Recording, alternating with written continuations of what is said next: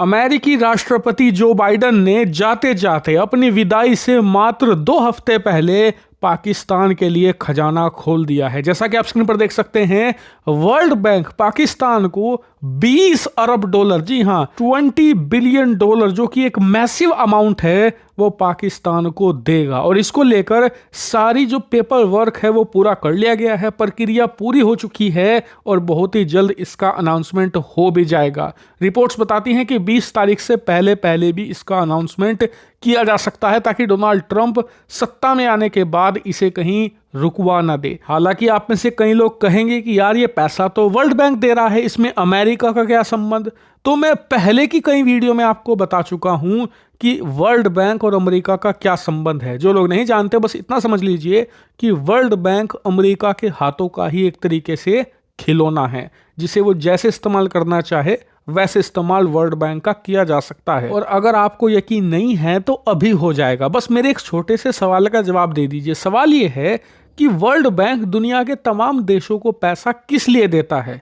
तो जवाब आप में से ज़्यादातर लोग यही देंगे कि यार वर्ल्ड बैंक तो डेवलपमेंट के लिए पैसे देता है। लोन वो उन्हीं देशों को देता है जो अपने देश में डेवलपमेंट करना चाहते हैं, सड़कें पुल बनाना चाहते हैं, उसके लिए वर्ल्ड बैंक पैसे देता है। क्योंकि वर्ल्ड बैंक की वेबसाइट पर भी यही लिखा है कि हम इसलिए पैसे देते हैं, ठीक है ना।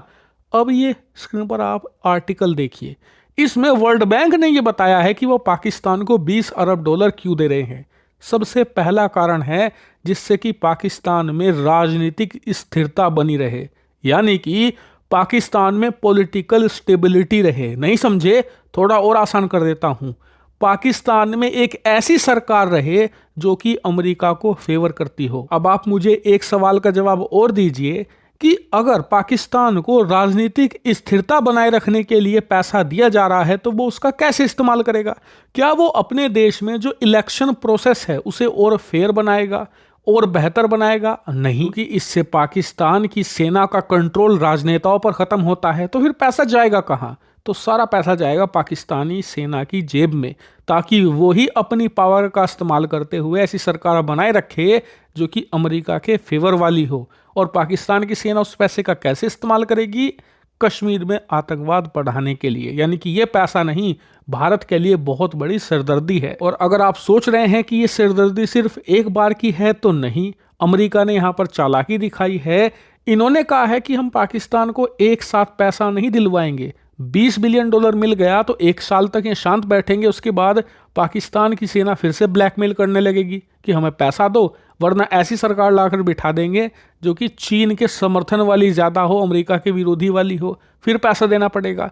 इसीलिए ये वर्ल्ड बैंक के जरिए 10 सालों तक किस्तों में ये पैसा दिलवाएंगे। हर साल करीबन यहाँ पर 2 अरब डॉलर पाकिस्तान को मिलते रहेंगे 2035 तक। इसीलिए मैंने वीडियो की शुरुआत में कहा था कि ये जो बाइडन का गिफ्ट है पाकिस्तान को जाते जाते। लेकिन आपका सवाल होगा कि क्या इसे रोका नहीं जा सकता? तो आसानी से रोका जा सकता है, लेकिन उसमें भारत को एक्टिव होना पड़ेगा। भारत को ऐसे सबूत जुटाने पड़ेंगे कि ये पैसा इस्तेमाल हो रहा है टेररिज्म में। और अच्छी बात यह है कि 20 जनवरी के बाद, यानी कि अब से 14 दिनों के बाद, अमेरिका में एक ऐसा राष्ट्रपति आएगा जो पाकिस्तान को कतई पसंद नहीं करता।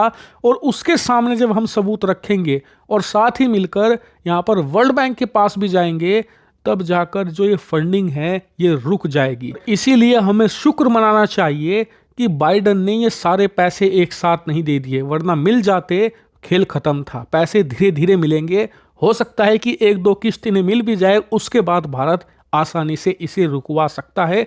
इसीलिए आप देखिए कि भारत ने इस पर ज़्यादा हल्ला नहीं काटा, क्योंकि हमें पता है ये जो बाइडन खेल खेल रहे हैं ये 20 जनवरी तक का ही है, क्योंकि उसके बाद ट्रंप सत्ता में आएंगे और गेंद हमारे पाले में होगी। और हो सकता है कि भारत एक कोशिश भी करे ट्रंप के जरिए इस पैकेज को शुरू में ही रुकवाने की। हालांकि वो होना मुश्किल है, जहां तक मुझे लगता है कि 1-2 किस्त तो पाकिस्तान हड़प ही लेगा। जो भी हो, मैं इस मामले पर आपको अपडेट देता रहूंगा। आप लोग चैनल को सब्सक्राइब करके रखना।